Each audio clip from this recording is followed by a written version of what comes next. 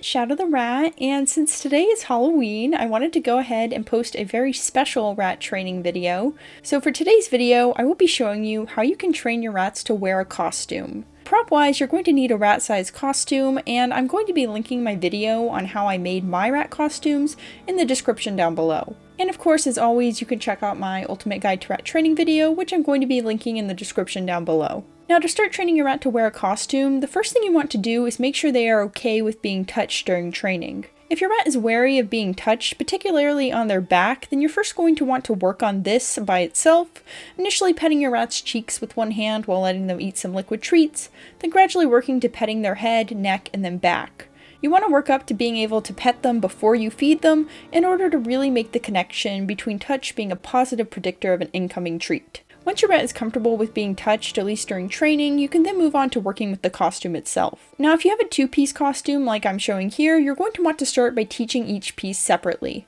So in my case, I'm going to start by teaching my rat to put on a cape. To do this is pretty simple. All you have to do is hold the cape in one hand and then lower your rat forwards into it. This is where you want to be really careful though, as if you just let go once your rat is inside the cape, they're probably going to panic because they weren't expecting it to stay on them. So instead I suggest using a liquid treat to lure your rat into the costume, and then letting them finish it as they are sitting in the costume. And then once they finish the treat, you want to let them back out again and then reward them, so that they learn that they actually have a choice in the matter of having the costume on or off, and that choosing to put it on is a good way to get treats. Repeat this a few times, then start to just offer the cape to your rat and reward them when they duck in and put it on without a lure. If they don't duck in on their own, then you're going to want to work with the lure a few more times before trying again. Once they are readily ducking into the cape without a lure, you want to repeat this a few times in order to really cement the behavior, and then once they are readily walking into the cape and putting it on, you can briefly let go for a few seconds and lure them into walking a few steps before rewarding and then removing the cape.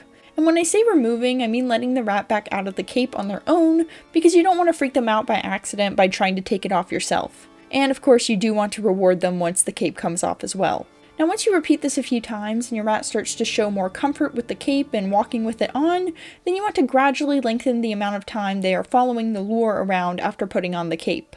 Make sure to watch your rat's body language very closely, as you don't want to go too quickly and accidentally overwhelm them. This is one of those tricks where it really pays to have patience and practice each step a lot, so make sure that you practice as much as your rat needs before moving on to the next step. Once your rat is readily putting on the cape and walking around, you can then begin to train with the hat. Because this is a new step, you want to put aside the cape for now and instead just work with the hat.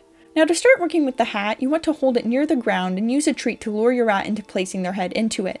Like before, it helps to use liquid treats here, and you want to make sure to keep the hat low to the ground in order to prevent your rat from trying to place their paws into it first, which would cause them discomfort and could scare them. Each time they stick their head into the hat, you want to reward them, and each time they finish eating, you want to let them back out of the hat. Repeat this a few times, then offer out the hat to your rat and reward them for sticking their head into it without you luring them. Like before, if they don't readily offer this behavior, then you will want to work with the lure a little bit more before trying again.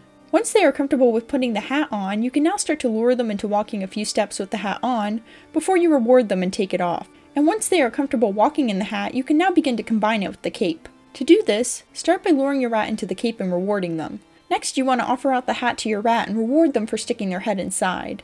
Now you want to practice luring them around a few steps, then rewarding them and removing the costume. Again, make sure to reward both when you put on the costume and also when you take off the costume. Repeat this a few times, gradually lengthening how many steps your rats must take in costume before you reward them. And finally, once your rat is comfortable both putting on the costume and walking around in it, you can then start to use it for taking cute pictures or for having them perform cute themed tricks. And that's all there is to it! Training your rat to put on and wear a costume is a super cute trick that is perfect for many different occasions. I hope you enjoyed this video, and hope to see you next time. Have a happy Halloween!